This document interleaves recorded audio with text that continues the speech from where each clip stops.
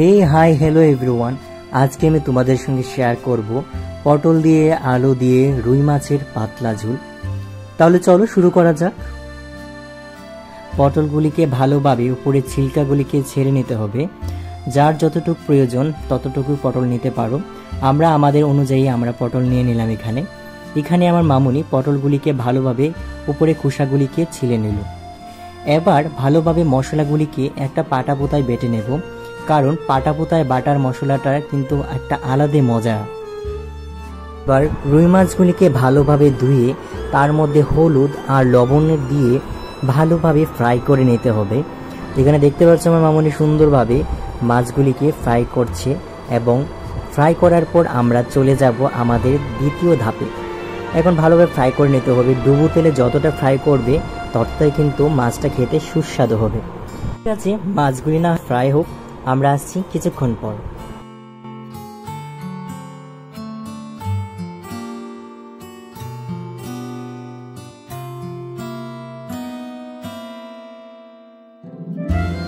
তো এখানে কিন্তু বন্ধুরা মাছগুলি একদম কড়াভাবে ফ্রাই হয়ে গিয়েছে।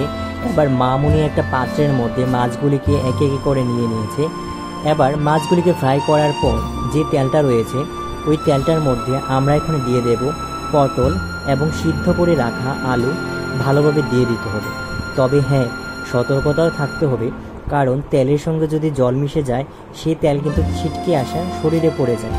তার জন্য যতটা সম্ভব আমরা কিন্তু সতর্কতা একদমই অবলম্বন করব। তাহলে চলো পটল আলুগুলিকে ভালোভাবে ভাজতে হবে। হ্যাঁ, তার সঙ্গে কিন্তু দিতে হবে, কি দিতে হবে বলো তো, কি মিসিং রয়েছে? সঙ্গে দিতে হবে হচ্ছে পরিমাণ মতো হলুদের গুঁড়ো, আর দিতে হবে আমাদের বিদেশ থেকে আনা সেই লবণ, যাই হোক এগুলোর আমাদের লবণের বাটি। তো পরিমাণ মতো লবণ আর আমরা হলুদ দিয়ে দেব। হলুদ দেওয়ার পর যেটা করতে হবে, ভালোভাবে তাদেরকে সুন্দরভাবে মিলাতে হবে। তাহলে চলো হলুদ আর আলুর ওদের ভালোভাবে মিশ্রণটা হোক, আমরা আসছি কিছুক্ষণ পর।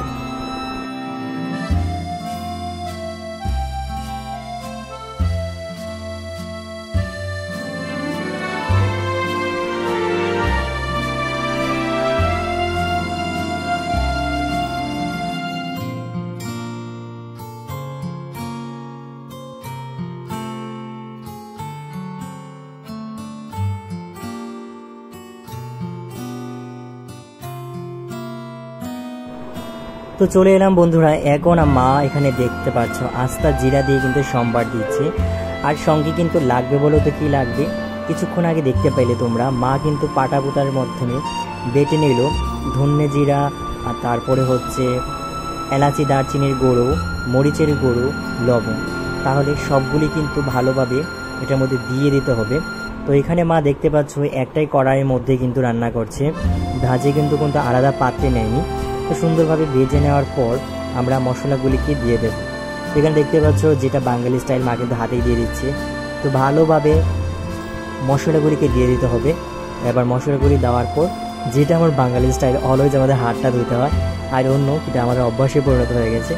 তো যাই হোক সুন্দরভাবে ভালোভাবে দেখতে পাচ্ছ একদম ভালোভাবে কষিয়ে নিতে হবে। তার কষানো হোক, তারপর আমরা আসছি আবার কিছুক্ষণ পর।